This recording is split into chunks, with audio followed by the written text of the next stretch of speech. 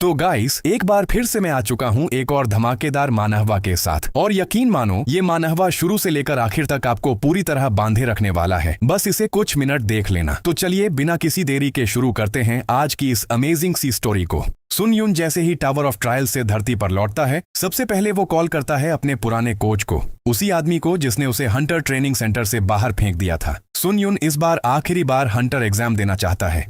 Coach हंस पड़ता है क्योंकि उसे याद है सुन यून की हर कोशिश एक दमदार फेल्योर थी। उसके हिसाब से तो सुन यून का कोई चांस है ही नहीं।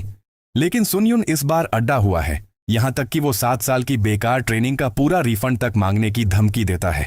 हंटर एसोसिएशन पहुंचते ही कोच अपनी पूरी तैयारी कर चुका होता है। इस बार वो सुन यून को इतनी बुरी तरह फेल करवाएगा कि वो कभी वापस ना आए। वो सबसे मुश्किल ओपोनेंट सेट करता है और तो और सुन यून को मिलने वाली तलवार तक को पहले से नुकसान पहुंचा देता है। टेस्ट शुरू होने से पहले सुन यून को 1 से 10 तक ओपोनेंट लेवल्स चुनने को कहा जाता है। पहले वो हमेशा लेवल 1 का गोबलिन चुनता था और फिर भी हार जाता था, लेकिन इस बार सुन यून सबको चौंकाते हुए लेवल 10 फीनिक्स चुन लेता है।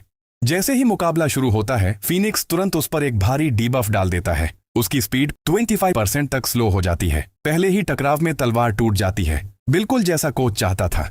लेकिन सुन यून घबराता नहीं। टूटी हुई तलवार का टुकड़ा पकड़कर अपनी पागलपन वाली ताकत और स्पीड के साथ वो सीधे फीनिक्स की आंख में वार कर देता है। फीनिक्स की आंख में वार करने के बाद सुन यून रुकता नहीं। टूटे हुए फ्लोर से वो एक भारी टाइल उखाड़ता है और इतनी ताकत से फेंकता है कि फीनिक्स का पूरा सिर फटकर 2 हिस्सों में बंट जाता है और वो टाइल लगभग कोच को भी लग जाती और कोच वहीं खड़ा दंग रह जाता है। उसे समझ ही नहीं आता, ये वही कमजोर सुन यून है जो सालों तक एक लेवल 1 गोबलिन तक नहीं हरा पाता था। आखिर ये अचानक इतना ताकतवर कैसे हो गया? कहानी यहीं से शुरू होती है। 7 साल पहले दुनिया पर एक रहस्यमयी कहर टूटा। एक भयानक डंजन ब्रेक।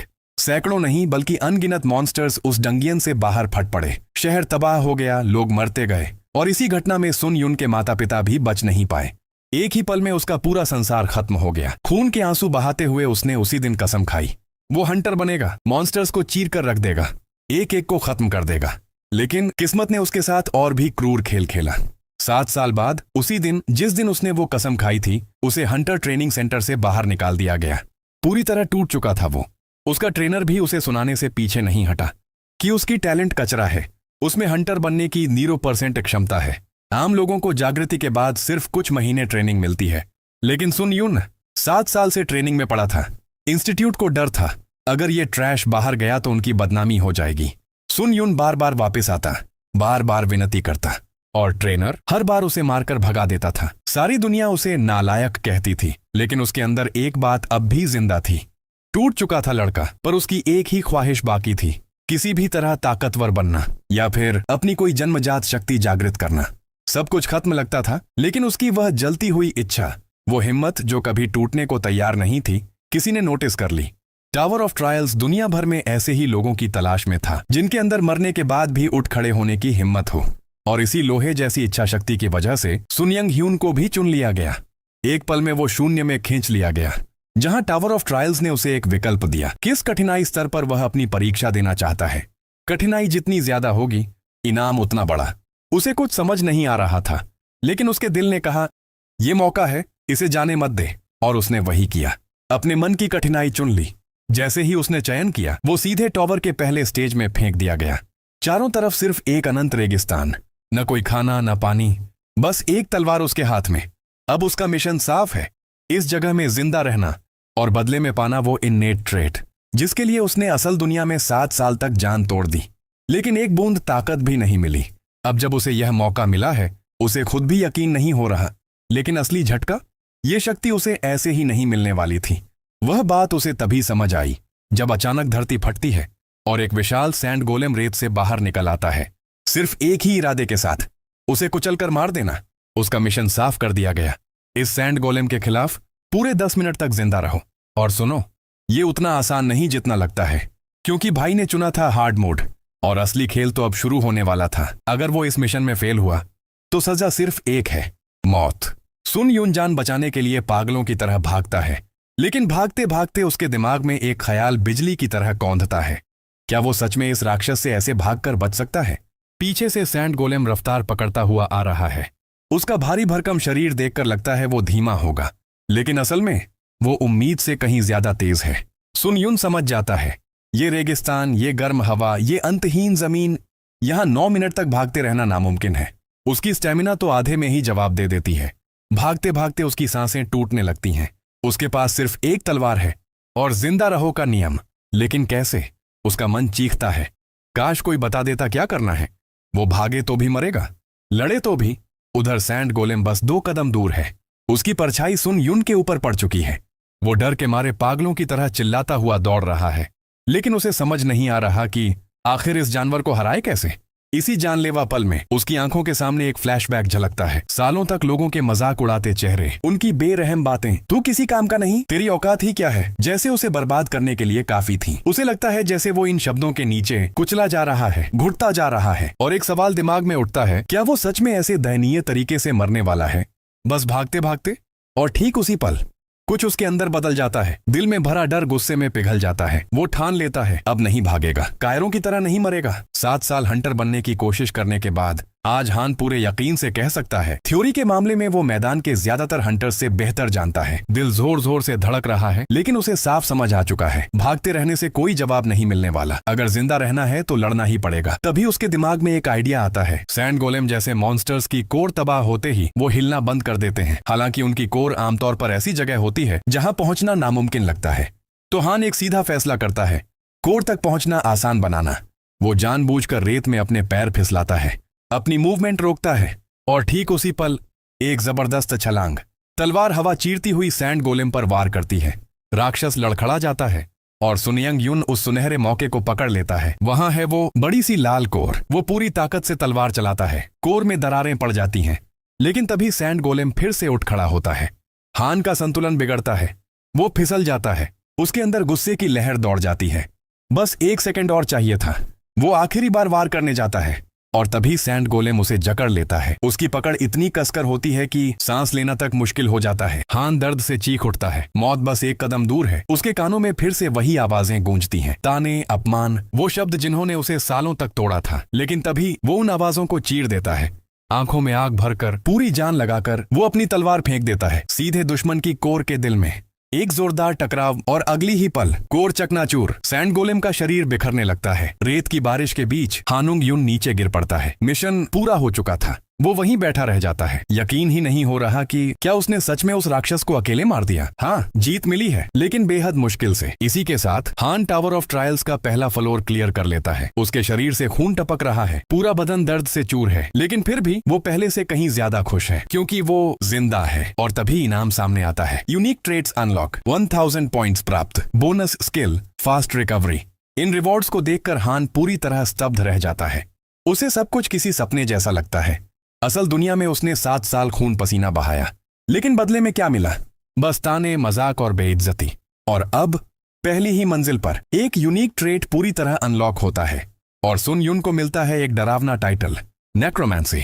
यही वो पल होता है जब उसे एहसास होता है वो भी हंटर बन सकता है, लेकिन एक शर्त है, जिंदा रहना। अचानक लाल आभा का एक तेज झोंका फिर से उभरता है। हान गौर करता है, ये वही जगह है जहां सैंड गोलेम मरा था। तभी सिस्टम उसे बताता है उसकी नई स्किल नेक्रोमेंसी एक्टिवेट हो चुकी है। अब उसके सामने एक विकल्प है, सैंड गोलेम की आत्मा को अब्सॉर्ब करना। वो समझ जाता है ये काली सी धुंध ही उसकी असली यूनिक ट्रेट है। थोड़ा डरते हुए भी वो फैसला करता है अब्सॉर्ब करेगा। अगले ही पल वो काली धुंध बेकाबू होकर सीधे हान की तरफ झपटती है। वो घबरा जाता है, लेकिन भागने का मौका नहीं मिलता। सैंड गोलेम की आत्मा उसके अंदर समा जाती है। तुरंत सिस्टम नोटिफिकेशन, एफिशिएंसी पासियो 7%। लेकिन कहानी यही नहीं रुकती। एक लाल ऊर्जा का गोला सीधे उसके शरीर में घुस जाता है। हान घबरा जाता है, लेकिन उसे महसूस होता है वो आत्मा अब उसके अंदर मौजूद है। और तभी उसे समझ आता है अगर वो आत्मा एब्जॉर्ब करता है तो वो उसे स्टोर भी कर सकता है। हान अपनी नई मिली स्पिरिट एनर्जी का इस्तेमाल करता है और उसके साथ ही उसके स्टैट्स हमेशा के लिए बढ़ जाते हैं। अचानक उसके पूरे शरीर में ताकत की एक लहर दौड़ जाती है। वो खुद यकीन नहीं कर पाता कि उसके सामने कैसा चमत्कार हो रहा है। 7 साल में एक बार भी उसके स्टैट्स नहीं बढ़े थे, एक भी पॉइंट नहीं। और अब नेक्रोमेंसी नाम की इस यूनिक ट्रेट की वजह से वो अपने स्टैट्स को परमानेंट रूप से बढ़ा पा रहा है। उसके चेहरे पर हैरानी और खुशी एक साथ छा जाती है। उसे एहसास होता है अगर वो इस ताकत के साथ असल दुनिया में लौट गया तो वो सच में हंटर बन सकता है। थोड़ी देर बाद सिस्टम की आवाज गूंजती है, वेटिंग रूम में जाओ। जैसे ही वो पोर्टल में कदम रखता है उसका शरीर जवाब दे देता है। ज्यादा खून बह चुका था और चोटें उसकी सोच से कहीं ज्यादा गंभीर थीं। वो वहीं ढेर हो जाता है। अचानक एक हरी रोशनी उसके चारों तरफ फैल जाती है और अगले ही पल उसका पूरा शरीर पूरी तरह ठीक हो जाता है। इतना खून बहने के बाद वो सोचता है शायद ट्रायल खत्म होते ही सब ठीक हो जाना तय है। लेकिन अगला नजारा और भी ज्यादा अजीब था। एक बहुत बड़ा कमरा और उसके बीचों बीच सिर्फ एक बेड। वो हैरान होकर सोचता है इतनी बड़ी जगह में बस एक ही बेड क्यों? फिर भी वो उस पर लेट जाता है और अपने अगले कदम के बारे में सोचने लगता है। क्या वो इस टॉवर से बाहर निकल पाएगा? और सबसे बड़ा सवाल, इस टॉवर ने उसे ही क्यों चुना? तभी सिस्टम फिर से एक्टिव होता है। उसे बताया जाता है कि अब वो 5 कमांड्स इस्तेमाल कर सकता है। Info, store, community, inventory, trial. बस इन शब्दों को बोलना होगा और कमांड एक्टिव हो जाएगा। और यहीं से हानुंग यून का दिमाग सवालों से भर चुका है, लेकिन वो खुद को संभालता है। अभी सवालों का नहीं, जिंदा रहने का वक्त है। वो सिस्टम कमांड बोलता है, ट्रायल। तुरंत जानकारी सामने आती है, दूसरे फ्लोर के ट्रायल में 23 घंटे बाकी हैं। अब उसे साफ समझ आ जाता है ये सिर्फ एक परीक्षा नहीं, उसे लगातार कई ट्रायल्स से गुजरना होगा। इसके बाद वो एक और कमांड एक्टिव करता है, कम्युनिटी। एक चैट खुलती है जहाँ वो देखता है कि इस टॉवर में लाए गए लोग आपस में बात कर रहे हैं। सब पूरी तरह भ्रमित हैं। सबसे चौंकाने वाली बात, यहाँ सिर्फ हंटर्स नहीं, नॉर्मल लोग भी खींच लाए गए हैं, बिल्कुल उसकी तरह। तभी अचानक एडमिन चैट में एंटर करता है। बाकी सबको मैसेज भेजने से रोक दिया जाता है। लगता है उसके पास कोई जरूरी ऐलान है, खासकर उनके लिए जिन्होंने ट्यूटोरियल क्लियर कर लिया है। हान अभी भी नहीं जानता कि वापस कैसे जाना है, लेकिन वो फैसला करता है जो भी जानकारी मिलेगी सब याद रखेगा। एडमिन बताता है ट्रायल्स में मिलने वाले पॉइंट्स ही इस टॉवर की करेंसी हैं। और सबसे बड़ा झटका, पॉइंट्स के बिना एक बूंद पानी भी नहीं मिलेगा। यहां तक कि खाने पीने के लिए भी पॉइंट्स जरूरी हैं। और पॉइंट्स कमाने का सिर्फ एक ही तरीका है, ट्रायल्स। अब ये सिर्फ फैंटेसी नहीं, ये एक पूरा सर्वाइवल गेम है। हान समझ जाता है अगर इस टॉवर के नियमों के साथ खुद को ढाला नहीं तो सीधा मतलब है मौत। जब बिना पानी के जिंदा रहना नामुमकिन है तो पॉइंट्स पाने के लिए ट्रायल क्लियर करते रहना ही पड़ेगा।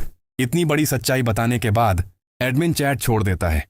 हान का दिल भारी हो जाता है। वो सोच रहा था टॉवर से निकलकर हंटर बनेगा, लेकिन हकीकत ने उसे जोर से झकझोर दिया। वो अपनी लॉन्ग स्वॉर्ड को देखता है और समझ जाता है कि इस हथियार के सहारे ज्यादा दिन नहीं टिक पाएगा। और तभी वो अगला फैसला लेता है, स्टोर, एक्टिवेट। नया हथियार मिलने के बाद हान तुरंत ट्रेनिंग शुरू कर देता है। ट्रेनिंग करते करते उसके दिमाग में एक बात साफ होती है, टॉवर में आते ही सभी हंटर्स के स्टैट्स रीसेट हो गए हैं। लेकिन वो यह भी मानता है कि जिन स्किल्स को वो पहले सीख चुके थे उन्हें दोबारा सीखना उनके लिए आसान होगा। यही सोच उसे परेशान करती है। वो अब भी उनसे पीछे है क्योंकि बाकी लोग पहले से हंटर रह चुके हैं। इसलिए हान खुद को और ज्यादा झोंक देता है, पूरा दम लगाकर ट्रेनिंग करता है ताकि किसी भी तरह उनकी बराबरी कर सके। घंटों की मेहनत के बाद उसकी ताकत जवाब दे देती है। वो जमीन पर गिर पड़ता है हांफता हुआ, लेकिन अगले ही पल उसकी सारी एनर्जी फिर से भर जाती है। वेटिंग रूम का हीलिंग इफेक्ट उसे बिना रुके ट्रेनिंग करने देता है। इसी जोश में वो अगले ट्रायल की तैयारी करना चाहता है, लेकिन तभी उसका पेट जोर से गुर्राता है। वो इन्वेंटोरी खोलता है कुछ खाने के लिए और देखता है कि उसके पास सिर्फ 40 पॉइंट्स बचे हैं। पानी और जरूरी सामान खरीदने के बाद यही आखिरी पॉइंट्स हैं। वो राहत की सांस लेता है। अगर पहले एक्स्ट्रा पॉइंट्स नहीं मिलते तो वो शील्ड खरीदने का सपना भी नहीं देख पाता। सिस्टम बताता है अगले ट्रायल में सिर्फ 17 मिनट बाकी हैं। कम्युनिटी चैट जो पहले शोर से भरी थी अब पूरी तरह शांत है। सबको पता है अब मजाक नहीं, जिंदगी का सवाल है। हान के मन में एक पल को शक उठता है, क्या वो दोबारा जिंदा बच पाएगा? लेकिन वो सिर झटक देता है। कमजोरी का कोई मतलब नहीं। वो खुद से वादा करता है किसी भी कीमत पर जिंदा रहेगा। काउंटडाउन शुरू होता है, 10, 9, 8 और एक झटके में वो दूसरे फ्लोर पर टेलीपोर्ट हो जाता है। इस बार जगह है एक घना जंगल और मिशन दिए गए समय के भीतर ऑर्क ट्राइब लीडर की हत्या। दूसरा ट्रायल पहले से भी ज्यादा खतरनाक था। हमारा लड़का खुद को एक ऊंची चट्टान पर खड़ा पाता है जहां से नीचे पूरा ऑर्क विलेज साफ दिखाई देता है। दृश्य देखते ही उसके शरीर में डर की लहर दौड़ जाती है। विशालकाय ऑर्क्स की पूरी जनजाति। लेकिन सबसे डरावनी बात ये नहीं थी। सबसे डरावनी बात ये थी कि उसे इन्हीं ऑर्क्स के बीच कूदकर उनके ट्राइब लीडर को मारना था। कुछ पल के लिए उसका दिल बैठ सा जाता है, फिर वो खुद को संभालता है, धीरे धीरे नीचे उतरता है और झाड़ियों में छिपकर ओनर्क्स की हर हरकत पर नजर रखने लगता है। आमतौर पर डंगियंस में अगर ऑनर्क ट्राइब में गार्ड होते हैं तो उनके साथ ऑर्क हंटर भी होते हैं और हान को ये अच्छी तरह पता है वो एक अकेले एक ऑर्क हंटर को भी सीधे मुकाबले में मुश्किल से हरा पाएगा। और यहाँ ओनर्क्स की गिनती हद से ज्यादा है। इतनी बड़ी ट्राइब को खत्म करने के लिए कम से कम ई रैंक हंटर्स की पूरी पार्टी चाहिए ताकि जिंदा बचा जा सके। हालात देखकर हान खुद को पूरी तरह बेबस महसूस करता है। वो पीछे हटता है कोई बेहतर प्लान बनाने के लिए, लेकिन तभी उसके दिमाग में एक चिंगारी जल उठती है। एक आइडिया।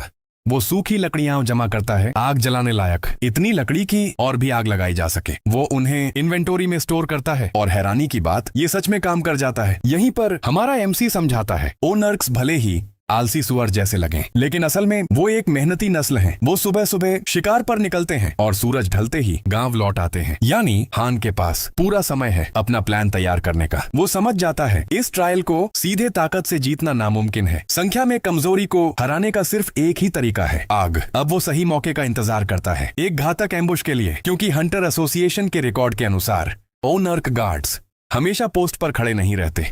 कभी खाने तो कभी आराम करने गांव के अंदर चले जाते हैं। यही वो पल होता है जब हमारा लड़का मौका भुनाता है। वो जलती हुई लकड़ियां सीधे ऑर्क गांव के पास फेंक देता है। आग पल भर में फैल जाती है और कुछ ही सेकंड में गांव को ढकने वाला पूरा जंगल धधक उठता है।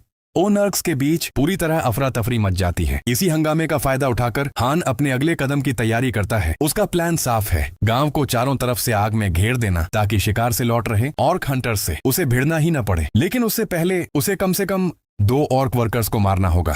जैसे ही ऑनर्क वर्कर्स पानी लाने के लिए भागते हैं, आग बुझाने हमारा लड़का चुपचाप उनके पीछे पहुंच जाता है। एक झटके में तलवार सीधी वार करती है एक ऑर्क वर्कर ढेर, और उसी पल सुन यून वो करता है जिसका वो इंतजार कर रहा था, स्पिरिट अब्सॉर्ब। उसकी प्रोफिशिएंसी प्लस 9% बढ़ जाती है। लेकिन तभी पीछे से खतरे की आहट, एक गार्ड ऑर्क उसके ठीक पीछे खड़ा है।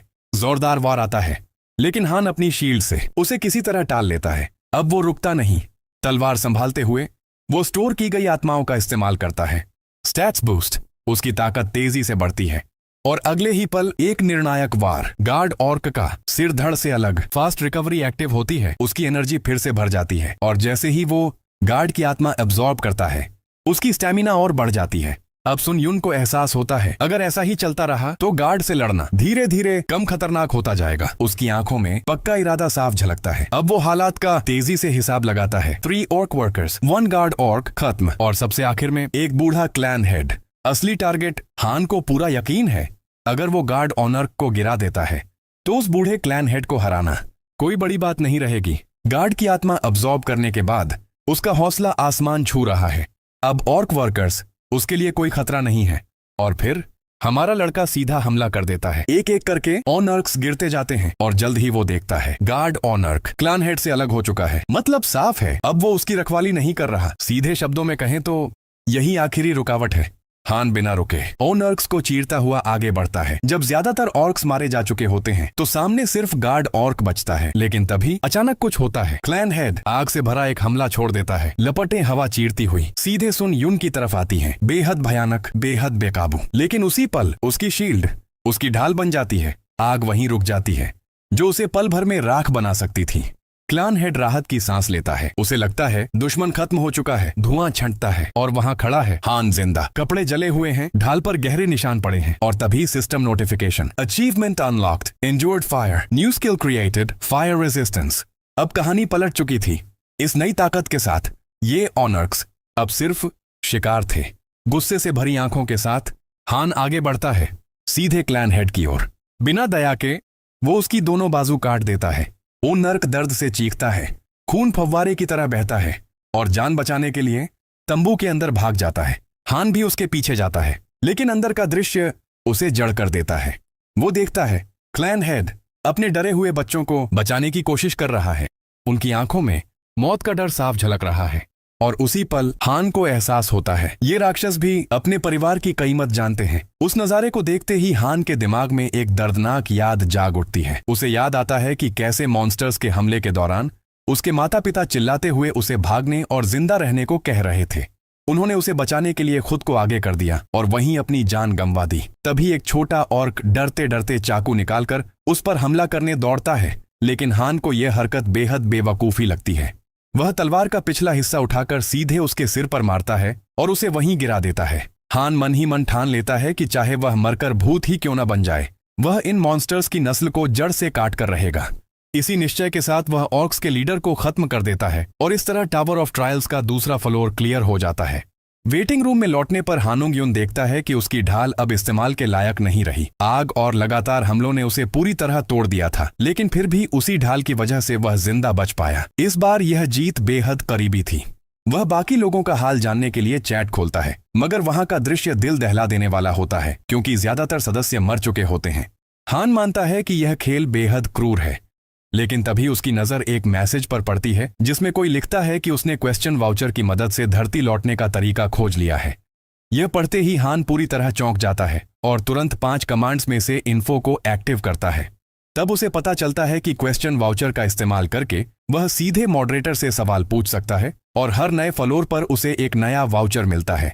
यहीं यह भी साफ हो जाता है कि लोग अपने अपने वाउचर्स से जो जानकारी निकालते हैं उसे चैट में साझा कर रहे हैं और इसी वजह से चैट रूम धीरे धीरे डर और अफरा तफरी की जगह नहीं बल्कि जानकारी बांटने और जिंदा रहने के तरीकों को साझा करने का केंद्र बन चुका है। यही इस चैट रूम का असली उद्देश्य है। इन्फो कमांड से मिली जानकारी का सबसे अहम हिस्सा यह था कि 5वां फ्लोर क्लियर करने के बाद एक टेम्पोरेरी रिटर्न स्टोन खरीदी जा सकती है, जिसकी मदद से कोई भी कुछ दिनों के लिए धरती पर वापस जा सकता है। इतना ही नहीं, 7वें फ्लोर के आगे पहुंचते ही सिस्टम का एक बड़ा विस्तार होता है जहां ऐसे आइटम्स बेचे जाते हैं जो इंसान को हमेशा के लिए धरती लौटने की इजाजत देते हैं। सारी जानकारी समझने के बाद हानुंग यून अंदाजा लगाता है कि अगर वह अपनी मौजूदा ताकत के साथ धरती लौटे तो बिना किसी मुश्किल के ई रैंक हंटर बन सकता है।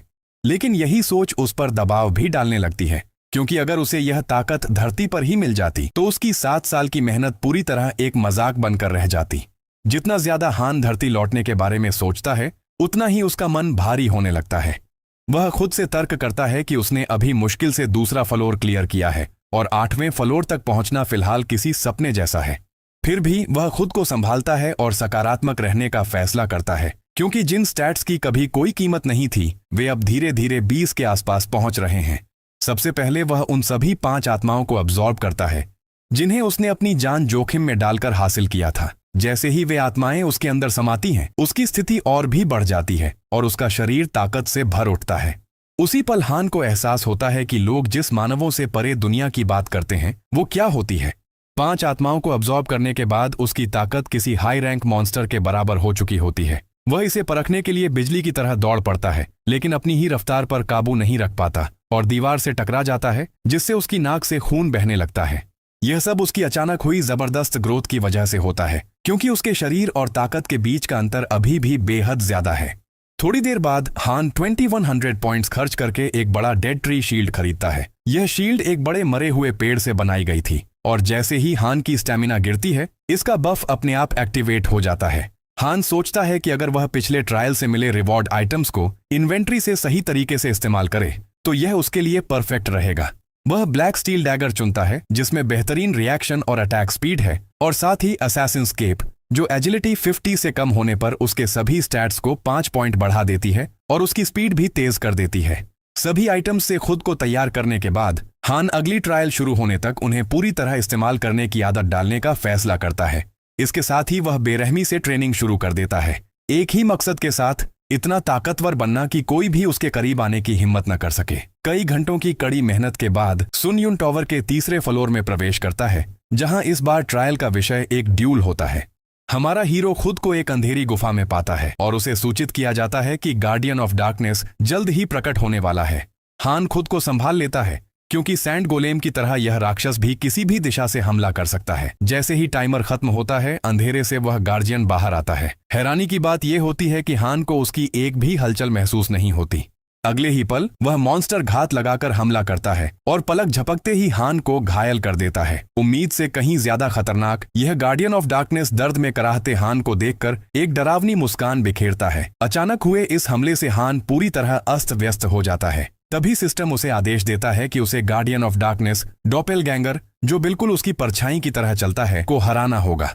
हान स्यूंग यून उस अंधेरे रक्षक से लड़ने के लिए जूझता है और हालात बिगड़ते देख अपनी स्किल फास्ट रिकवरी को एक्टिवेट करता है। हमारा गाय समझ जाता है कि अगर वो जरा सा भी देर करता तो उसकी स्पाइन कट चुकी होती। तभी सन यून एक चीज नोटिस करता है, उसका ओपोनेंट बिल्कुल उसी पोजीशन में है जैसे वो खुद था। तब उसे रियलाइज होता है कि ये डॉपलगैंगर उसकी मूव्स कॉपी कर रहा है। कॉन्फर्म करने के लिए हमारा गाय उससे क्लैश करता है और एक हिट लैंड करने में सक्सीड भी हो जाता है, लेकिन तभी उसे शॉक लगता है जब वो देखता है कि डॉपलगैंगर के पास भी हीलिंग स्किल है। अगले ही पल गार्डियन ऑफ डार्कनेस वही एग्जैक्ट मूव्स यूज करके हान पर जंप करता है जो सनसुंग ने पहले किए थे। हान सिचुएशन को क्विकली ग्रास्प करता है और अपने स्किल्स यूज करने का फैसला करता है, लेकिन वो स्टन्ड रह जाता है क्योंकि डॉपलगैंगर अब और भी ज्यादा स्ट्रांग हो चुका होता है। हान सुंग यून असैसिन्सकेप एक्टिवेट करता है। उसका इन्नेट इफेक्ट ट्रिगर हो जाता है और वो डिसाइड करता है कि इस फाइट को 1 मिनट के अंदर खत्म करेगा। वो एनिमी को कुछ डैमेज देता है और सोचता है कि अब काम हो गया, लेकिन अचानक उसका आर्म कट हो जाता है। सन यून दर्द से चीख उठता है। फिर वो देखता है कि गार्डियन ऑफ डार्कनेस कुछ देर के लिए मूव नहीं कर रहा। हान समझ जाता है कि इसे हील होने में टाइम लगेगा, यही उसका चांस है। लेकिन सोर्ड हाथ में नहीं होने की वजह से वो सोचता है कि बिना सोर्ड के इसे कैसे खत्म किया जाए। तभी उसके दिमाग में एक आइडिया आता है। भले ही वो खुद इसे क्रेजी प्लान समझता है, लेकिन सन यून जानता है कि die trying is better than dying in vain. वो शील्ड उठाता है और पूरी ताकत से डॉपलगैंगर पर हिट करता है। गार्डियन ऑफ डार्कनेस जमीन पर गिर पड़ता है। इस मौके का फायदा उठाकर हान स्योंग यून फुल पावर से शील्ड का फाइनल ब्लो मारता है। अगले ही पल सिस्टम उसे कंग्रेचुलेट करता है। You have cleared the 3rd floor of the tower of trials. चौथे फ्लोर के वेटिंग रूम में एंटर करते ही हान स्योंग यून के सारे डिबफ्स और इंजरीज पूरी तरह हील हो जाते हैं। वो दीवार पर एक बार टेस्ट करके देखता है और राहत की सांस लेता है कि उसकी बॉडी बिल्कुल परफेक्ट कंडीशन में वापस आ चुकी है। इसके बाद उसका ध्यान तीसरे फ्लोर के ट्रायल को क्लियर करने के बाद मिले डॉपलगैंगर के स्पिरिट पर जाता है। हान को लगता है कि ये स्पिरिट अब तक जिन भी मॉन्स्टर्स से वो लड़ा है उनसे बिल्कुल अलग और कहीं ज्यादा पावरफुल है।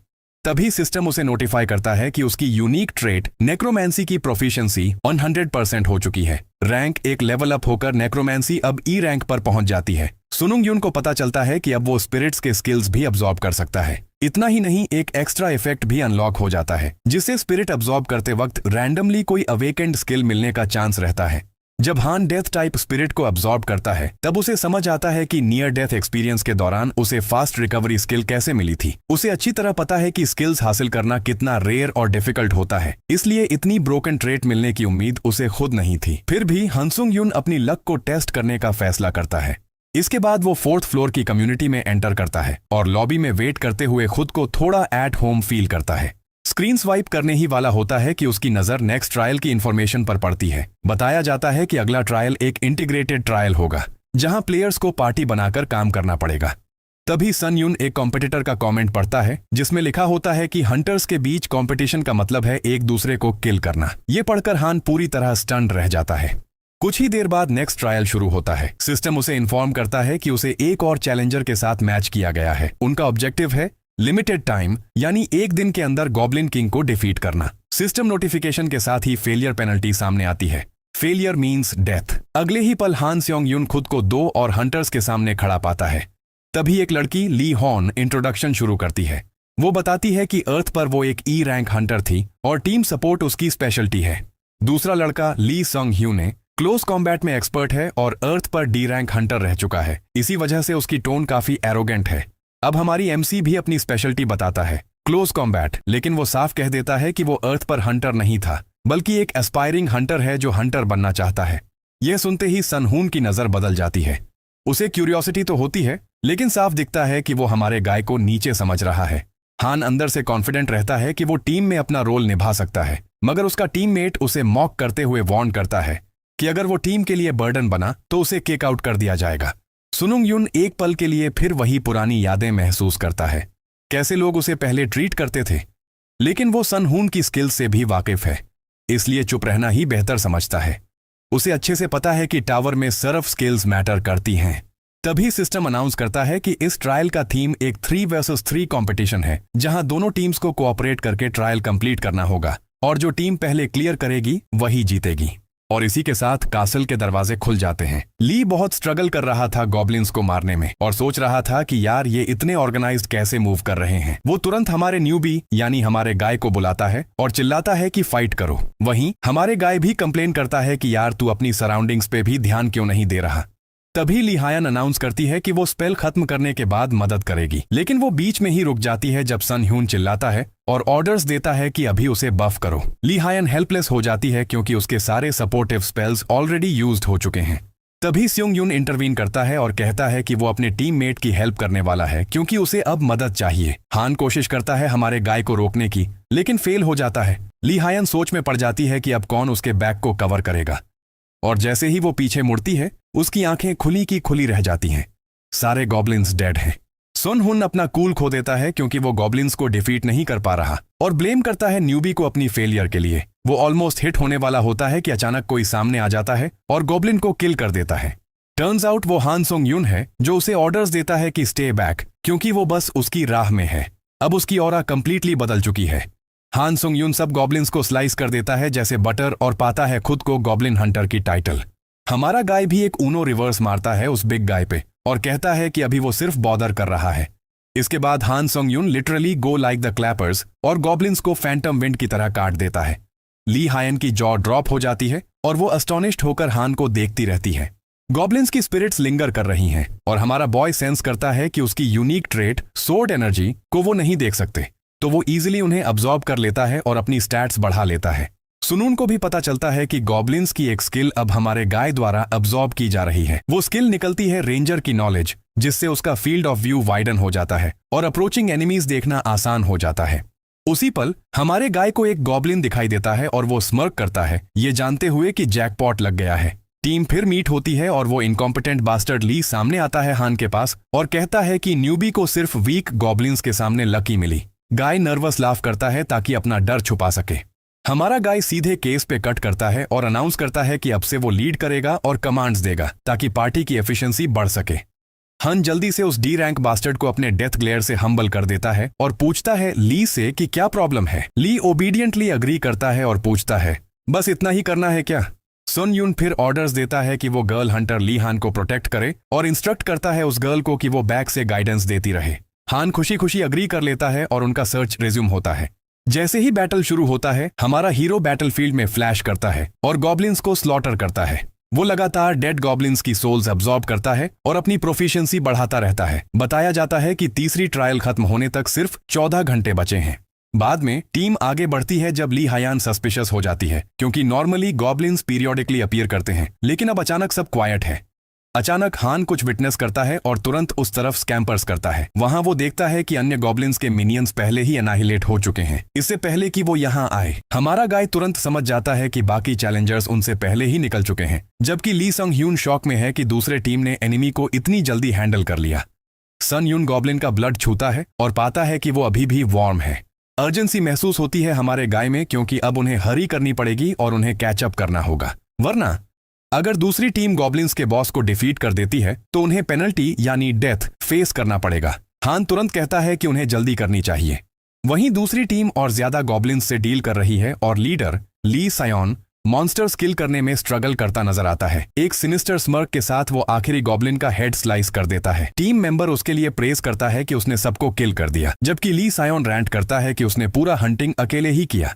लीडर सियोन फिर अपने मेंबर ली जानहो से पूछता है कि क्या वो एंजॉय कर रहा है, क्योंकि उसे कैरी किया गया, और ऑर्डर्स देता है कि बॉस की रूम का डोर खोलो ताकि वे वापस जा सकें।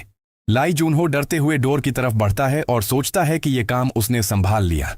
तभी सिस्टम नोटिफाई करता है कि चैलेंजर्स टीम के सभी मेंबर्स अब गॉब्लिन किंग स्पाइरल टावर में एंटर करेंगे और बॉस बैटल तभी शुरू होगा जब सिर्फ एक टीम बची रहेगी। एक ऑमिनस रेड ऑरा उन्हें घेर लेता है और इस पॉइंट से वो करंट लोकेशन छोड़ नहीं सकते। पता चलता है कि हानुंग यून की टीम स्पाइरल टावर पहुंच चुकी है। देखते ही कि दूसरी टीम भी अलाइव है, लियोन इरिटेट हो जाता है।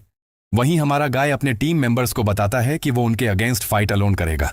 हमारा फेला ली हियन से सिर्फ एजिलिटी बफ मांगता है, लेकिन गर्ल हंटर थोड़ा कंसर्न्ड हो जाती है, क्योंकि उसे पता है कि सुनुंग यून कितना स्ट्रांग है। उसने उसकी ताकत अपनी आंखों से देखी है, लेकिन फिर भी हंटर्स मॉन्स्टर्स से ज्यादा डरावने हो सकते हैं। हन समझता है और अग्री करता है कि अगर सिचुएशन डेंजरस हो गई तो वो उसे बता देगा। वो प्लान करता है कि अगर ऐसा हुआ तो बैकअप हान को छोड़ देगा। जैसे ही गर्ल उसकी एजिलिटी इंक्रीज करती है, हमारा गाय एनिमी की तरफ स्ट्राइड करता है। सच में main character assassin's creed vibes दे रहा है, इतना कूल कि देखकर सब शॉक में हैं। चलते चलते सुनुंग यून प्रिज्यूम करता है कि ये गाय एवरेज हंटर से बेहतर है और 30+ गॉब्लिन्स ऑलरेडी किल कर चुका है। जबकि ली सियोन की टीम ब्रेस करती है, हमारा गाय अपने ओपोनेंट की तरफ फ्लैश करता है, कॉन्फिडेंट कि वो इसे कर सकता है। हमारा गाय एक फियर्स ऑरा निकालता है जो लायन को भी डराता है। लायन अपने मेंबर ली जुनहो के पीछे छुप जाता है और कमांड्स देता है कि अपनी शील्ड पूरी ताकत से यूज करो। तभी जुनहो ओपन शील्ड एक्टिवेट करता है और उनके सामने प्रोटेक्टिव बैरियर अनफोल्ड हो जाता है, लेकिन हान अपनी ऑसम स्ट्रेंथ के साथ उस बैरियर को आइकॉनिकली तोड़ देता है और सोर्ड से उसे बर्स्ट कर देता है। जैसे ही दूसरी टीम शैटर्ड बैरियर से बॉम्बार्डेड होती है, हमारा गाय इस चांस का फायदा उठाता है और एक साथ 2 ओपोनेंट्स को स्लैश कर देता है। अब सिर्फ ली सैन के साथ फाइट बचती है। कुछ ही मोमेंट्स बाद बैटल कंटिन्यू होती है। सन यून और सायोन लगातार ब्लोज इवेट करते हैं और एक दूसरे को स्ट्राइक करते हैं। जैसे ही उनके सोर्ड्स क्लैश होते हैं, हमारे गाय को कुछ पिक्यूलियर महसूस होता है। हान कंफर्म कर लेता है कि ये ओपोनेंट स्किल्ड है, लेकिन स्ट्रेंजली इस गाय के मूव्स उसके स्ट्राइक्स को बार बार ब्लॉक कर लेते हैं। हमारा गाय अब डिसाइड करता है कि वो अपनी ताकत और बढ़ाएगा ताकि इस मिस्ट्री को समझ सके और पीछे से एम्बुश करके अपने ओपोनेंट को फिनिश कर दे। लेकिन अचानक ट्विस्ट आता है। उस ओपोनेंट को हान की एम्बुश का पता चल जाता है, जैसे उसके पीछे भी आईज हों। वो अपने सोर्ड से स्ट्राइक को शानदार तरीके से डॉज कर देता है। यहीं हमारा गाय नोटिस करता है कि ओपोनेंट की ग्लोविंग रेड आईज हैं और उसे पता चलता है कि वो सोर्ड की पाथ देख सकता है। लेकिन सन यून एक माइंड बॉगलिंग प्लान सोचता है। वो अपनी शील्ड सायोन की तरफ फेंक देता है ताकि उसकी विजन ब्लॉक हो जाए और वो अपनी स्किल यूज ना कर पाए। शील्ड के जैम होने के बाद हान तुरंत अटैक करता है जैसे ही ओपोनेंट की विजन क्लियर होती है, और उस स्प्लिट सेकंड में हमारा गाय लियोन को स्टैब करता है और उसे मार देता है। इसके साथ ही हमारा गाय एक स्पेशल टास्क कंप्लीट करता है और एडिशनल रिवॉर्ड्स हासिल करता है। चैलेंजर्स को ब्रूटली मारने के बाद हान नोटिस करता है कि सुनुंग युन का हाथ थोड़ी हिल रही है और ब्लड गिर रही है। वो पूछती है कि क्या वो ठीक है। सुनुंग युन के चेहरे पर ग्लूमीनेस छा जाती है, लेकिन वो कहता है कि सब ठीक है। ली हियन समझती है कि हमारा गाय शायद शॉक्ड है क्योंकि उसने ह्यूमन को मारा। उसे लगा था कि हान सिर्फ कोल्ड और स्ट्रांग होगा, लेकिन मोर्न करने का समय नहीं है। हान तुरंत बॉस फाइट के लिए प्रोसीड करने की प्लानिंग करता है और ली सेंग हन से पूछता है कि क्या वो रेडी है। इस बीच हमारा गाय ट्रायल का अल्टीमेट गोल गॉब्लिन किंग आसानी से डिफीट कर देता है। ली शॉक में है और सोचता है कि वो सच में एक मॉन्स्टर है। इसके बाद वे 4th फ्लोर की ट्रायल कंप्लीट करते हैं और रिवॉर्ड में सभी की स्टैट्स 4 पॉइंट्स बढ़ जाती हैं। साथ ही एक इंस्टेंट एक्सेलरेशन स्किल भी बोनस रिवॉर्ड के रूप में मिलती है। ली संग हुन पहले ही लॉबी की तरफ मूव कर जाता है और हमारे गाय हॉर्न को सेफ रिटर्न की विश देता है। हॉर्न जवाब में कुछ कहती है। गर्ल हंटर थोड़ा ओवर स्टेप्स करती है और हमारे गाय को कहती है कि उसने बस वही किया जो करना था, मतलब ह्यूमन को मारना। वो बताती है कि ये काम किसी ने करना ही था और अगर सन यून इसे नहीं करता तो वो खुद कर देती, सर्वाइवल के लिए। हमारा गाय ये सुनकर मुस्कुरा देता है और हान उसे फ्रेंड रिक्वेस्ट भेजती है। गर्ल हान को थैंक्स देती है क्योंकि उन्होंने 4th ट्रायल जीतने में उसकी मदद की, लेकिन थोड़ी परेशान भी है क्योंकि उसे कोई रिवॉर्ड्स नहीं मिले। होन ब्लश करती है और हमारे गाय से कहती है कि जब वो अर्थ वापस आए तो उसे ढूंढे और बताती है कि वो व्हाइट सिल्वर गिल्ड की है। गर्ल फिर चली जाती है और हमारा गाय लाल हो जाता है। अब जब वो अकेला रह जाता है तो उसे एक डिसीजन लेना है, क्या वो ह्यूमन सोल्स अब्सॉर्ब करेगा या नहीं। हमारे गाय नैरेट करता है कि जब उसने पहली बार ये एबिलिटी डिस्कवर की थी तो उसने इसे रोक रखा था क्योंकि उसे पता था कि अगर उसने किया तो वो एक लाइन क्रॉस कर देगा और वापस नहीं जा सकेगा।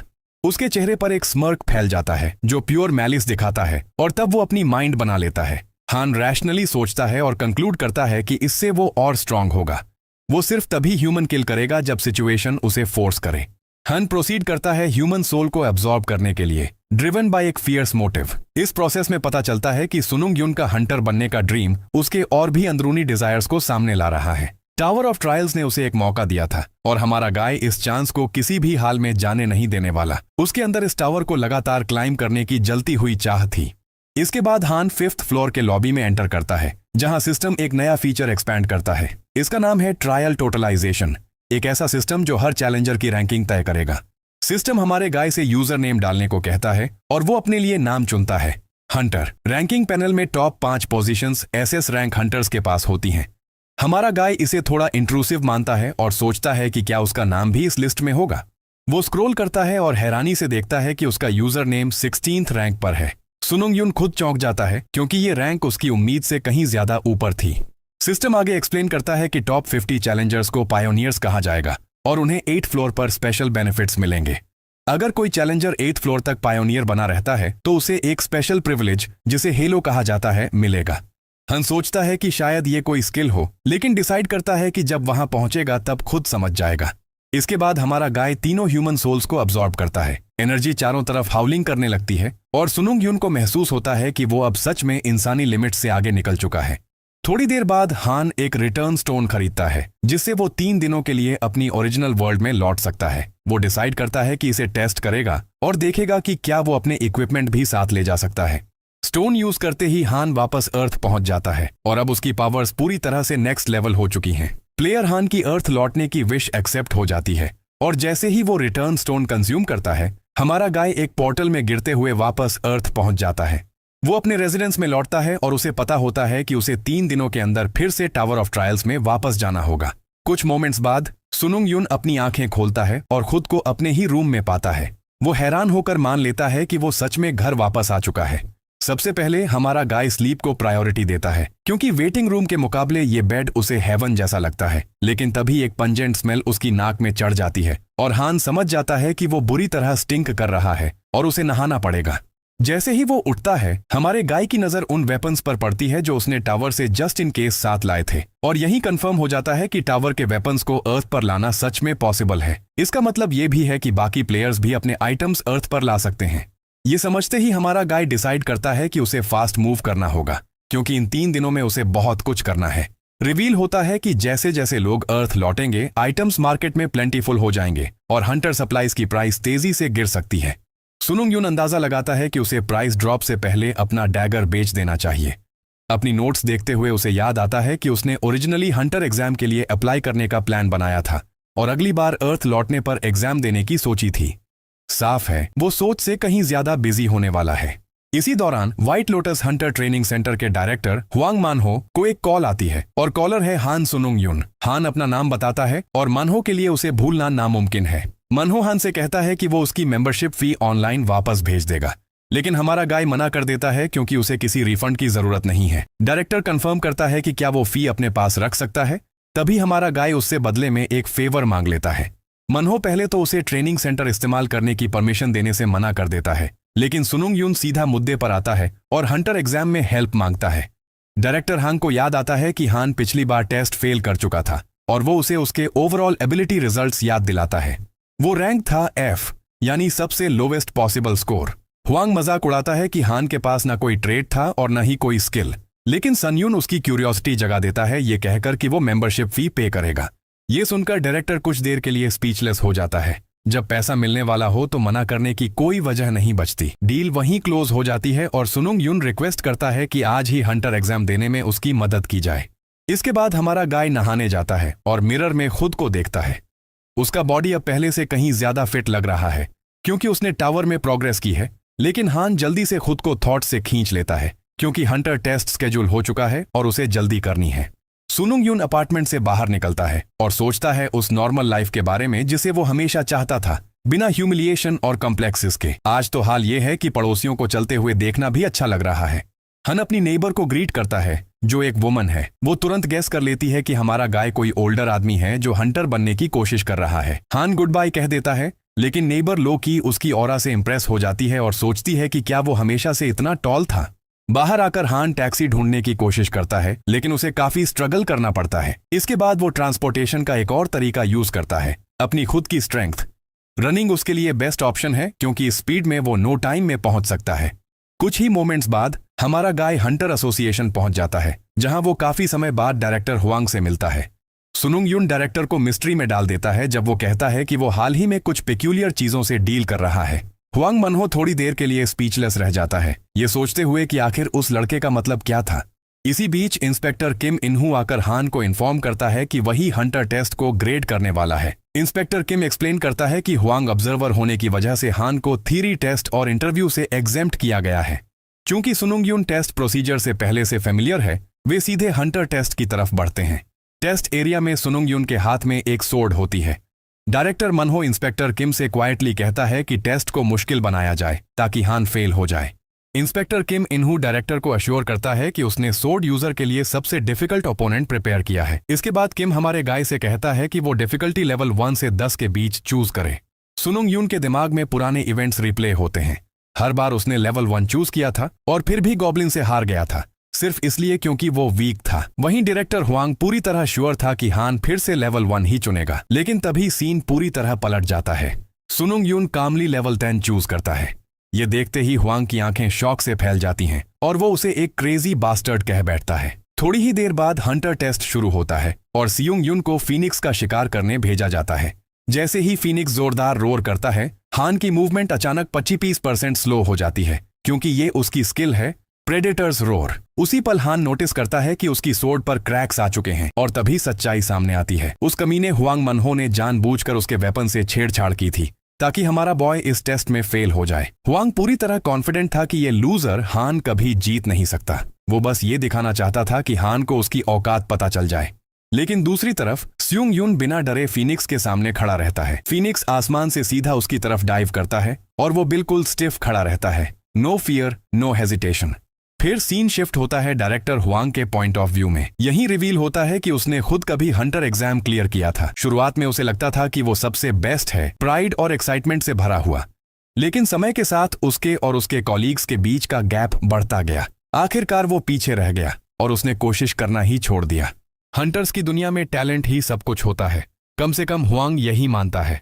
उसने इस हार्श रियलिटी को एक्सेप्ट कर लिया और खुद को कन्विंस कर लिया कि मेहनत करने का कोई फायदा नहीं। वो खुद से कहता है, सिर्फ मैं ही नहीं, हर कोई ऐसा ही करता है। असल में हुआंग अंदर से हान से जलता है, उस इंसान से जो लगातार मेहनत करता है और हार नहीं मानता। वो चाहता है कि हान सोंग यून भी टूट जाए, गिव अप कर दे, ताकि वो खुद को बेहतर महसूस कर सके।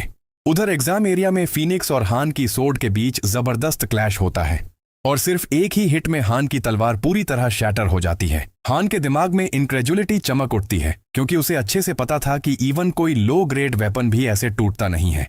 अब उसे पूरा यकीन हो जाता है कि उसकी सोर्ड के साथ टैंपरिंग की गई थी। उधर डायरेक्टर हुआंग शातिर सी स्मर्क के साथ खड़ा होता है। उसे पूरा भरोसा था कि बिना वेपन के हान कुछ नहीं कर पाएगा और वो बेसब्री से उसकी डिफीट का इंतजार कर रहा था। इसी बीच फीनिक्स हवा में ग्लाइड करता हुआ हान की तरफ बढ़ता है। अब जब काउंटर अटैक के लिए कोई हथियार नहीं बचा, हान इसे एक परफेक्ट अपॉर्चुनिटी मानता है अपनी नई स्किल टेस्ट करने के लिए।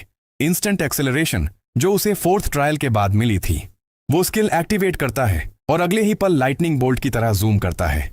खुद हान भी शॉक्ड रह जाता है, क्योंकि ये स्किल उसे असैसिन्स केप के मूवमेंट स्पीड बफ से भी ज्यादा पावरफुल लगती है।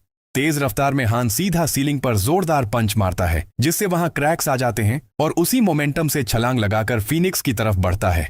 वो टूटी हुई सोर्ड को मॉन्स्टर की आंख में घुसाने की कोशिश करता है, लेकिन ब्लेड बहुत छोटी होने की वजह से फीनिक्स पर कोई असर नहीं होता। बिना 1 सेकंड गंवाए हान फौरन टूटे हुए फ्लोर से एक ब्रिक उठाता है और पूरी ताकत से फीनिक्स की तरफ फेंक देता है। वो ब्रिक इतनी ब्रेकनेक स्पीड से उड़ती है कि सीधा फीनिक्स को 2 हिस्सों में काट देती है और आगे जाकर उस मेटल वॉल को भी तोड़ देती है जहां इंस्पेक्टर और डायरेक्टर खड़े थे। हालत इतनी खतरनाक हो जाती है कि वो दोनों ऑलमोस्ट मर ही जाते हैं जब वही फ्लाइंग ब्रिक दीवार से जा टकराती है। उसी पल टेस्ट खत्म घोषित कर दिया जाता है। हान हल्की सी मुस्कान के साथ उनसे अपोलोजाइज करता है और हंसकर बात को टाल देता है, लेकिन अंदर ही अंदर उसने उस ब्रिक को एग्जैक्टली उसी स्पॉट पर एम किया था। इसके बाद हान ऑफिशियली हंटर एसोसिएशन में रजिस्टर हो जाता है और एक ऑफिशियल हंटर बन जाता है। अब वो डंजन्स में एंट्री ले सकता है और आइटम्स सेल भी कर सकता है। लेकिन दूसरी तरफ डायरेक्टर हुआंग गुस्से से उबल रहा होता है। वो इंस्पेक्टर किम से चीखते हुए पूछता है कि आखिर अभी अभी हुआ क्या था। इतना ही नहीं, डायरेक्टर हुआंग ने किम से ये भी कहा था कि हान को 10 सेकंड्स के अंदर फेल कर दिया जाए। ये सुनकर इंस्पेक्टर किम को हंसी आ जाती है और वो साफ कह देता है कि उन्होंने अपनी तरफ से बेस्ट पॉसिबल कोशिश की थी। हुआंग के रिक्वेस्ट के हिसाब से हान की एबिलिटीज को देखते हुए टेस्ट को इस तरह डिजाइन किया गया था कि वो पास ही न कर पाए।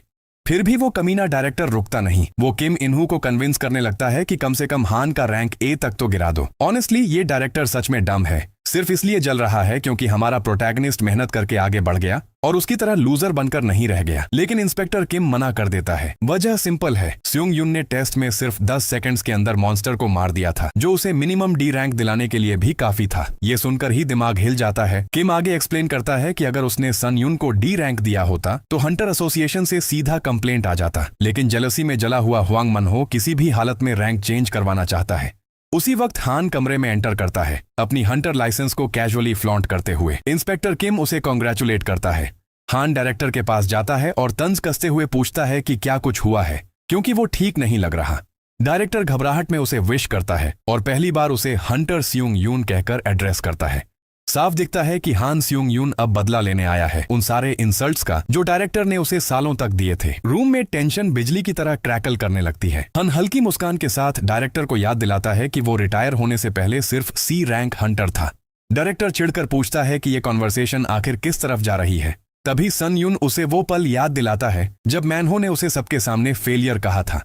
अचानक हुआंग अपना आपा खो देता है और हान को मारने के लिए दौड़ पड़ता है और यही साफ हो जाता है, हान की प्रोवोकेशन एग्जैक्टली वैसी ही काम कर गई जैसी उसने प्लान की थी। इतना कहते ही हान डायरेक्टर की तरफ से आने वाले पंच को बड़ी ही एफर्टलेसली डॉज कर लेता है। काउंटर में हमारा बॉय सीधा हुआंग के पेट में जोरदार पंच मारता है और ठंडे दिमाग से बोल देता है, सेल्फ डिफेंस। और यही बात खत्म नहीं होती। हान डायरेक्टर के चेहरे पर एक आइकॉनिक स्लैप जड़ देता है। ये था हर ह्यूमिलिएशन का प्रॉपर पेबैक। हुआंग की हालत खराब हो जाती है, खून बह रहा होता है, लेकिन उससे भी ज्यादा वो इस बात से स्टंट था कि एक मियर सी रैंक हंटर में इतनी पावर कैसे हो सकती है। इसके बाद इंस्पेक्टर किम आगे बढ़ता है और स्युंग युन को हंटर्स एसोसिएशन का एक्सक्लूसिव हंटर बनने का ऑफर देता है। किम इनहू उसे बताता है कि सैलरी मिनिमम 1 मिलियन वॉन से शुरू होगी और ये ऐसा डील है जिसमें लॉस होने का सवाल ही नहीं। इतनी बड़ी रकम सुनकर हान खुद शॉक हो जाता है। किम एक्सप्लेन करता है कि ये सब इसलिए है क्योंकि एसोसिएशन ने हंटर स्युंग युन की पोटेंशियल देख ली है। लेकिन तभी हान पलटकर किम को ही हम्बल कर देता है जब उसे पता चलता है कि टेस्ट की डिफिकल्टी में भी उसी ने मेडलिंग की थी। डायरेक्टर किम एकदम से स्टैगर हो जाता है। फिर भी हान साफ कह देता है कि वो इस बात को लेकर कोई इश्यू क्रिएट नहीं करेगा, लेकिन साथ ही ये भी क्लियर कर देता है कि वो उस इंसान के साथ कॉन्ट्रैक्ट नहीं कर सकता जिस पर उसे ट्रस्ट नहीं है। इतना कहकर हान सुंग युन ड्रामेटिक अंदाज में किम इनहू का कार्ड हवा में उछालता है और बिना पीछे देखे कमरे से बाहर निकल जाता है। 2 दिन बाद रियल वर्ल्ड में टावर ऑफ ट्रायल्स नाम के उस स्ट्रेंज फिनोमेनॉन की रूमर्स तेजी से फैलने लगती हैं, जहां हंटर्स को समन किया गया था। हमारा बॉय जान जाता है कि अब लगभग हर कोई टावर ऑफ ट्रायल्स के बारे में जान चुका है। इतना ही नहीं, हान ने इक्विपमेंट भी डिसेंट प्राइस पर सेल कर दिया था और इन 3 दिनों को उसने पूरी तरह प्रोडक्टिवली इस्तेमाल किया। अब वक्त करीब आ चुका है। हान जल्द ही दोबारा टावर ऑफ ट्रायल्स में लौटने वाला है। अगले ही पल हमारा बॉय टेलीपोर्ट होकर टावर में पहुंच जाता है और एक बार फिर ग्रो करने का थ्रिल महसूस करके खुश हो जाता है। वो हल्की सी स्मर्क के साथ सोचता है कि वापस जाकर वो काफी बिजी रहने वाला है।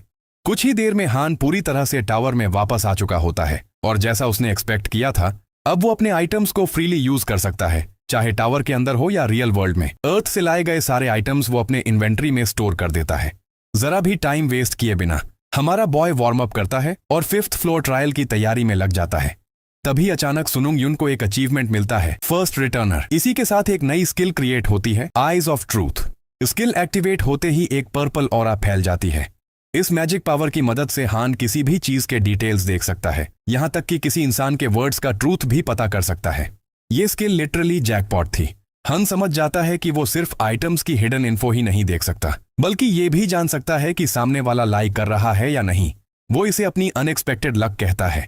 इसके बाद हान भारी कॉस्ट देकर एक थंडर सोर्ड और एक मिस्टीरियस हंटर शील्ड खरीदता है। भले ही ये एक्सपेंसिव हो, लेकिन सुनुंग युन सोर्ड के बोनस इफेक्ट पर ध्यान देता है। हर हिट पर ओपोनेंट के 10% चांस होते हैं पैरालाइज्ड होने के।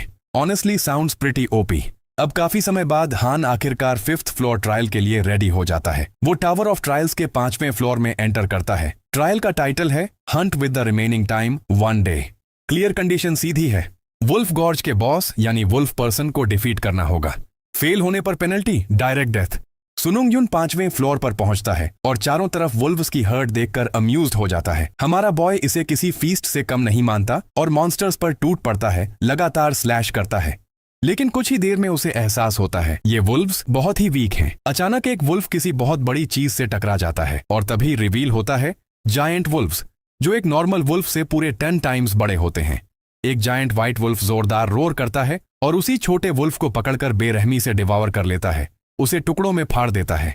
यही वो पल होता है जब हान के अंदर एक्साइटमेंट भर जाती है। वो सोचता है yes, tower trial should be exactly like this. अगले ही पल व्हाइट वुल्व्स हमारे बॉय की तरफ लीप करते हैं। अब सिचुएशन जेन्युइनली फन हो चुकी थी। हान अपनी थंडर सोर्ड घुमाता है और बिल्कुल फ्रीकिंग मेनियक की तरह मॉन्स्टर्स को स्लैश करने लगता है। यहां तक कि खुद हान भी सोचने लगता है कि वो शायद धीरे धीरे इंसेन हो रहा है। इतनी ताकत के साथ लड़ना किसी नशे से कम नहीं था। कुछ ही देर में हान बिना किसी मेहनत के सारे वुल्फ मॉन्स्टर्स को वाइप आउट कर देता है। फाइट के बाद उसकी स्किल्स हंटर डैगर और फास्ट रिकवरी लेवल अप हो जाती हैं। एक ई रैंक और दूसरी डी रैंक तक पहुंच जाती है। लेकिन हान को लगता है कि तीसरे फ्लोर पर मिली हंटर डैगर स्किल अभी भी काफी स्लो ग्रो कर रही है। इसी वजह से वो एक न्यू सोर्ड स्किल लेने के बारे में सोचने लगता है। वो जानबूझकर वुल्व्स को खुद पर अटैक करने देता है और फिर एक एक करके सबका कंप्लीट अनाहिलेशन कर देता है। इसके साथ ही सुनुंग युन की 3rd हंट ऑफिशियली खत्म हो जाती है। वो नोटिस करता है कि सोर्ड का पैरालिसिस इफेक्ट उतना ट्रिगर नहीं हुआ जितना उसने एक्सपेक्ट किया था। इसके बाद हान मरे हुए ढेर सारे वुल्व्स की सोल्स अब्सॉर्ब करना शुरू करता है, जिससे उसकी प्रोफिशिएंसी 16% तक बढ़ जाती है। ये देखकर वो खुद भी सरप्राइज हो जाता है कि उसकी नेक्रोमैंसी स्किल्स इतनी स्मूथली ग्रो कर रही हैं। हान सोचता है अगर इसी तरह चलता रहा तो बहुत जल्द वो अपने यूनिक ट्रेट को भी और ज्यादा पावरफुल बना सकता है। इसके बाद हान आगे बढ़ता है और महसूस करता है कि वो धीरे धीरे वुल्फ गॉर्ज के सेंटर के करीब पहुंच रहा है। जैसे जैसे वो अंदर जाता है उसे चारों तरफ ब्रूटली अनाहिलेटेड व्हाइट वुल्फ्स दिखाई देते हैं। ये देखकर वो सोच में पड़ जाता है क्या यहाँ कोई टेरिटरी फाइट हुई थी। लेकिन जब हान उनके इंजरीज को ध्यान से एनालाइज करता है तो उसे साफ लगता है कि ये जख्म सोड से बने हैं। इसका मतलब साफ था, इन मॉन्स्टर्स को किसी इंसेनली पावरफुल एंटिटी ने मारा है। वो वॉल्स पर बने अजीब से कार्व्ड ट्रेसेस भी नोटिस करता है। सच्चाई जानने के लिए हान eyes of truth skill activate करता है। तभी रिवील होता है कि ये निशान डैंक ऑरा के ट्रेसिस हैं जो एक बेहद प्रोफिशिएंट ऑरा यूजर ने छोड़े थे। इसी ऑरा की वजह से दीवार पर इतना क्लीन स्लाइस बना था। फिर भी हान पूरी तरह समझ नहीं पाता। बहुत सी बातें अब भी उसकी अंडरस्टैंडिंग से बाहर थीं। माहौल थोड़ा अनसेटलिंग लगने लगता है क्योंकि एक ऑमिनस ऑरा चारों तरफ फैलने लगती है। अचानक सुनुंग युन को एहसास होता है कि कोई पावरफुल एनर्जी पास ही है। वो बिना देर किए उसकी तरफ दौड़ पड़ता है, फुल स्पीड डैश लगाकर उसे पकड़ने की कोशिश करता है और जो वो देखता है उसे पूरी तरह अस्टाउंडेड कर देता है। सामने एक मिस्टीरियस फिगर वुल्फ गॉर्ज में फाइट कर रही होती है। कुछ ही पलों में वो मिस्टीरियस क्रीचर वुल्फ पर्सन को डिफीट कर देती है। इसके साथ ही ट्रायल की पासिंग कंडीशंस टेक्निकली पूरी हो जाती हैं। लेकिन तभी सिस्टम इंटरवीन करता है। सिस्टम कॉज एनालाइज करता है और सनयुन को पता चलता है कि उसके ट्रायल में एक इंट्रूडर डिटेक्टेड हुआ है। अगले ही पल ट्रायल का गोल मॉडिफाई हो जाता है। अब हान को नया कमांड मिलता है, किल द इंटरडायमेंशनल इंट्रूडर। आखिरकार हान का सामना होता है उस इंट्रूडर से, एक आर्मर्ड नाइट जो दूसरे डायमेंशन से आया हुआ था। थोड़ा सा टाइम लेकर हान इस पूरी सिचुएशन को प्रोसेस करता है और उसे एहसास होता है कि टावर ऑफ ट्रायल्स सिर्फ उसकी डायमेंशन तक सीमित नहीं है बल्कि ये अदर डायमेंशंस में भी एग्जिस्ट करता है। ये रियलाइजेशन सुनुंग युन को पूरी तरह डिसबिलीफ में डाल देती है। आखिर चल क्या रहा है? तभी वो आर्मर्ड नाइट अचानक बोलता है और उसका टोन पूरी तरह मॉकिंग होता है। वो तंज कसते हुए कहता है कि उसे हैरानी है कि एक दूसरे डायमेंशन से आया हुआ इतना मीजली बारबेरिक चैलेंजर अब तक जिंदा कैसे है। नाइट मान लेता है कि हानुंग युन ही इस ट्रायल का ओनर है और उससे जवाब मांगता है। वो उसे बार बार बारबेरियन कहता है और सोचता है कि हान मौत के हॉरर से डर चुका है। ये सुनकर हान हल्की सी नर्वस स्मर्क देता है। सच कहें तो वो थोड़ा स्केयर्ड था क्योंकि उसे साफ लग रहा था कि ये आर्मर गाय बिल्कुल नॉर्मल नहीं है। सन युन ने कभी ये पॉसिबिलिटी कंसिडर ही नहीं की थी कि कोई इंट्रूडर आकर उसका ट्रायल ऑब्जेक्टिव स्टील करने की कोशिश करेगा। फिर भी वो इस बात से राहत महसूस करता है कि ट्रायल उसे तुरंत फेल नहीं कर दिया गया। उधर आर्मर्ड इंट्रूडर सोचता है कि हान का डर उसकी सैनिटी छीन चुका है, इसलिए वो बातें छोड़कर अपनी सोड को बोलने देने का फैसला करता है। हान खुद को ब्रेस करता है। फाइट अब शुरू होने वाली थी। जैसे ही आर्मर्ड प्लेयर सन स्यूंग युन पर दौड़कर अटैक करता है, हान तुरंत एक डेड वुल्फ उठाकर उसके सामने फेंक देता है। इंट्रूडर वुल्फ को काटने में मोमेंटरली डिस्ट्रैक्ट हो जाता है और इसी चांस का फायदा उठाकर हान एम्बुश करता है और सीधा अटैक में जाता है। लेकिन यहाँ सब उल्टा पड़ जाता है। हान की थंडर सोड उस प्लेयर की हैवी आर्मर को पेनिट्रेट ही नहीं कर पाती। पूरा जोर लगाकर आर्मर को दो हिस्सों में काटने की उसकी फ्यूडल अटेम्प्ट पूरी तरह फेल हो जाती है। तभी हान समझ जाता है ये लड़ाई वैसी नहीं होने वाली जैसी उसने सोची थी। अगले ही पल इंट्रूडर की सोड से एक डार्क ऑरा फूट पड़ती है और जैसे ही वो वॉर सुंगयुन को लगता है, हान जबरदस्त फोर्स के साथ दूर जा गिरता है। जबरदस्त हिट लगते ही हान जमीन से जा टकराता है, इतना जोर से कि उसका एक रिस्ट बुरी तरह ट्विस्ट हो जाता है। उसका आर्म ब्लीडिंग करने लगता है। आर्मर्ड प्लेयर ये देखकर इम्प्रेस्ड हो जाता है कि हान ने उसकी ऑरा को पार्शली ब्लॉक कर लिया था। लेकिन फिर वो ठंडे लहजे में कहता है ये आर्म अब इतना यूजलेस है कि अगर इसे पूरी तरह सीवियर कर दिया जाता तब भी कोई फर्क नहीं पड़ता। ये सुनते ही हान पूरी तरह वर्कड अप हो जाता है। टूटे हुए हाथ के साथ वो ऑलमोस्ट पैनिक में इंट्रूडर से पूछता है कि वो आखिर है कौन, क्योंकि किसी ने उसे कभी ट्रायल इन्वेजन जैसी किसी चीज के बारे में नहीं बताया। आर्मर्ड प्लेयर आगे बढ़ता है और बोलता है कि उसे कोई हैरानी नहीं है कि ये प्रिमिटिव एप ट्रायल इन्वेजन से अनजान है, ठीक वैसा ही जैसा उसने सनयुन के बारे में सोचा था। टूटी हुई आर्म के साथ हान अब बिल्कुल हेल्पलेस हो चुका था। वो गुस्से और बेबसी में पूछता है कि आखिर उसने उसका ट्रायल इन्वेड क्यों किया।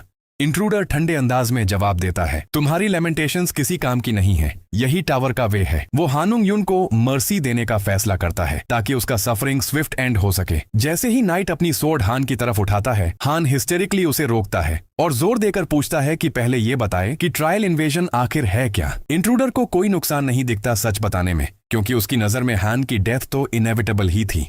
आर्मर्ड नाइट रिवील करता है कि ट्रायल इन्वेजन्स सिस्टम का एक फंक्शन है जो लेवल 8 ऑनवर्ड अनलॉक होता है। कोई भी प्लेयर स्टोर से ट्रायल इन्वेजन टोकन खरीद सकता है और किसी दूसरे चैलेंजर के ट्रायल में इंटरफियर कर सकता है। इसी तरह उसने हान के ट्रायल को इन्वेड किया था। सन युन के दिमाग में सवालों की बाढ़ आ जाती है। वो नाइट से पूछता है कि उसने उनकी डायमेंशन को मोर प्रिमिटिव क्यों कहा। हन अंदाजा लगाता है कि ये इंट्रूडर प्लेयर किसी दूसरे वर्ल्ड से आया है और आर्मर्ड गाय शांति से इस बात को अग्री कर लेता है। अचानक हमारा बॉय उठ खड़ा होता है और तुरंत अपनी skill eyes of truth activate करता है, ये चेक करने के लिए कि कहीं ये इंट्रूडर लाइंग तो नहीं कर रहा, और रिजल्ट बिल्कुल क्लियर होता है। आर्मर्ड गाय की सारी बातें 100% ट्रूथफुल थीं। जैसे ही हान सच्चाई कंफर्म करता है, इंट्रूडर अचानक गुस्से में अपनी सोर्ड उसकी तरफ पॉइंट कर देता है। वो भड़क उठता है कि सुनुंग युन ने उसकी ऑनेस्टी पर डाउट कैसे किया। वो हान की बैड मैनर्स पर भड़कता है और उसे फिर से एप कहकर इंसल्ट करता है। इंट्रूडर गुस्से में तलवार घुमाता है, लेकिन हान अब पूरी तरह कॉकी हो चुका होता है। वो मजाकिया लहजे में पूछता है, so what are you gonna do about it? ये सुनते ही आर्मर्ड गाय आग बबूला हो जाता है और हान को प्यूनी प्रिमिटिव फूल कहता है, जो बिना ताकत के अकड़ दिखा रहा है। और तभी हान सोंग युन स्पिल्स द बीन्स, क्योंकि इंट्रूडर ने उसे कुछ वैल्यूएबल इंफॉर्मेशन दी थी। हान भी बदले में एक सच बता देता है। वो कन्फेस करता है कि उसकी ट्विस्टेड आर्म इतनी भी पेनफुल नहीं है, थैंक्स टू उसकी पेन रेजिस्टेंस स्किल। और उससे भी ज्यादा शॉकिंग बात यह थी कि वो हाथ पकड़े हुए इसलिए नहीं था क्योंकि उसे दर्द हो रहा था। असल रीजन ये था, जैसे ही हान अपना हाथ छोड़ता, उसकी फास्ट रीजनरेशन स्किल अपने आप उसे हील कर देती। उसने जानबूझकर इंट्रूडर को धोखा दिया ताकि उसे लगे कि वो बैडली इंजर्ड है और उसकी गार्ड डाउन हो जाए। अगले ही पल हान अपना हाथ छोड़ देता है और सबके सामने उसकी आर्म पूरी तरह परफेक्ट कंडीशन में आ जाती है, जैसे कभी टूटी ही न हो। ये देखकर आर्मर्ड प्लेयर पूरी तरह फ्लैबरगास्टेड हो जाता है। उसे एहसास होता है कि सामने वाला सिर्फ सोर्ड्समैन ही नहीं बल्कि एक हीलर भी है। फिर भी वो ठंडे लहजे में कहता है कि अगर हान के पास इससे ज्यादा कुछ नहीं है तो उसकी इनेविटेबल डिमाइज अब भी तय है। लेकिन हान हल्की मुस्कान के साथ जवाब देता है, That's hard to say, because I just keep getting stronger. यही वो पल था, टर्निंग पॉइंट। यहीं से हान सोंग युन की रियल पावर अवेकन होने लगती है।